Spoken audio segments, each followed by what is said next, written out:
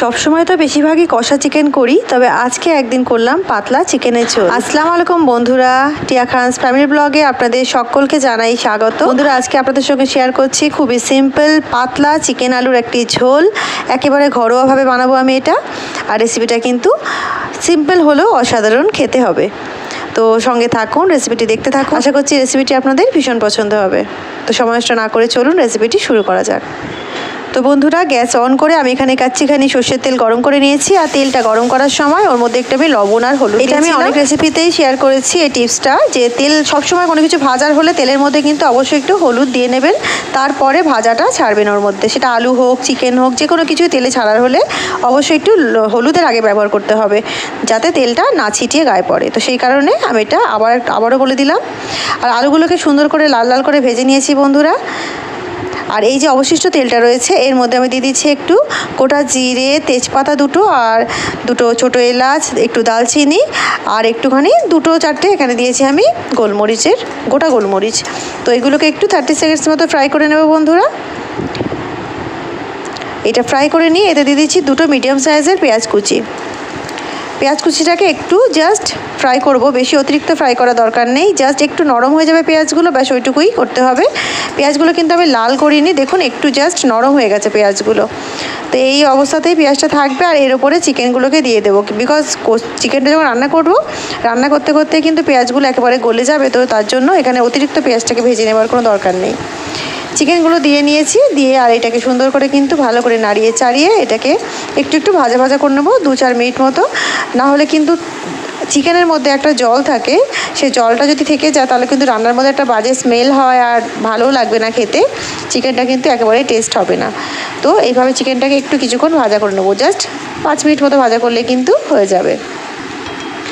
আর গ্যাসের ফ্লেমটা অবশ্যই হাইতে রেখেই করতে হবে এই প্রসেসটা, বিকজ এটা যদি গ্যাসের ফ্লেমটা লো করি তাহলে কিন্তু চিকেন থেকে অনেকটা জল বেরিয়ে যাবে, তখন কিন্তু চিকেনটা একেবারেই রান্না হতেও দেরি হবে। আর চিকেনের সাইজ কিন্তু যেরকম আছে তার থেকে অনেক বেশি ছোটো হয়ে যাবে সাইজগুলো।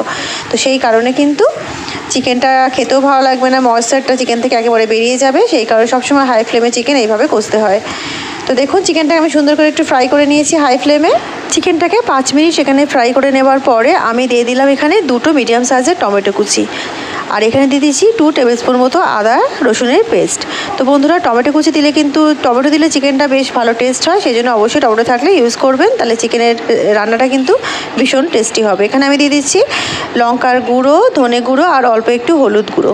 তো হলুদ গুঁড়োটা কিন্তু আমি খুবই কম পরিমাণে ইউজ করেছি, 1 টিস্পুন, আর লঙ্কার গুঁড়ো আর ধনে গুঁড়োটা 2 টিস্পুন করে ইউজ করেছি। তো বন্ধুরা, হলুদ গুঁড়ো চিকেনে না দিলেও হয়, হলুদটা দিলে কিন্তু কালারটা খুব একটা ভালো আসে না।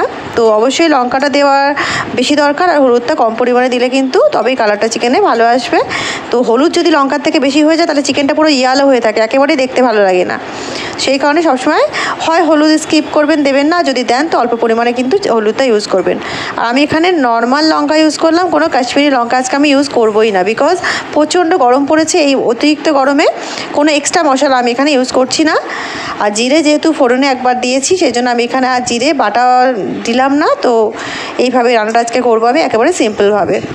অল্প জাস্ট 1 চামচ মতো অল্প একটু জল দিয়ে দিলাম, দিয়ে এটাকে ভালো করে কষিয়ে নিচ্ছি যাতে এটা মশলাটা পুড়ে না যায়। এই সময় চিকেনটাকে এখানে সুন্দর করে একটু কষিয়ে নিতে হবে বন্ধুরা। আমি এখন লবণটা দিলাম না, লবণটা কিছুক্ষণ পরে দেবো, বিকজ লবণটা দিলে চিকেন থেকে অনেক পরিমাণে জলটা বেরিয়ে যাবে এক্ষুনি। সেই কারণে লবণটা আমি কিছুক্ষণ পরে ইউজ করবো। এতে ভালো করে চিকেনটাকে কষিয়ে নেব আগে। তো বন্ধুরা দেখুন, চিকেনটা আমি খুব ভালো করে কষিয়ে নিয়েছি, চিকেনের মধ্যে কিন্তু কোনো জল নেই। চিকেনের যে জলটা, কাঁচা যে জলটা থাকে সেই জলটা কিন্তু মরে গেছে। এই সময় দিয়ে দিচ্ছি আমি এতে লবণ। তো লবণটা স্বাদ মতো ইউজ করতে হবে বন্ধুরা। তো আপনারা যেহেতু তরকারির মধ্যে যদি গ্রেভিটা বেশি রাখতে চান তাহলে কিন্তু লবণটা সেই আন্দাজে দিতে হবে। আর আমি এখানে কিন্তু গ্রেভি রাখবো, আজকে একটু চিকেনের পাতলা ঝোল করবো, সেই জন্য লবণটা একেবারেই দিয়ে দিলাম। এবারে দিয়ে দিচ্ছি এর মধ্যে আমি একটু উষ্ণ গরম জল। অবশ্যই যে কোনো মাংস রান্নাতেই কিন্তু উষ্ণ গরম জলে ব্যবহার করবেন, তাহলে মাংসের সাইজটা কিন্তু একই রকম থাকবে, আর কুকিং প্রসেসটা কিন্তু খুব তাড়াতাড়ি হতে থাকবে। আর ঠান্ডা জল ইউজ করলে কুকিং প্রসেস স্লো হয়ে যায়, তখন কিন্তু রান্নাটা করতে একটু বেশি সময় লেগে যায়, আর চিকেনগুলো কিন্তু সিটিয়ে ছোটো হয়ে যায়। তো সেই কারণে সবসময় গরম জল ইউজ করবেন যে কোনো মাংস রান্নাতে। আর বন্ধুরা, এখানে একটা কথা বলে দিই, এখানে কিন্তু আমি মোটামুটি 1 কিলো মতো চিকেন ব্যবহার করেছি। আর বন্ধুরা, এখানে জলটা আমি একবারেতেই দিয়ে দিয়েছি। তো এটাকে এখন আমি ঢেকে দেবো। আর এতক্ষণ আমি কুক করছিলাম হাই ফ্লেমে, এবারে কুক করব মিডিয়াম ফ্লেমে। লো মিডিয়াম ফ্লেম রেখে দিয়ে 10 মিনিট মতো এটাকে কুক করতে হবে।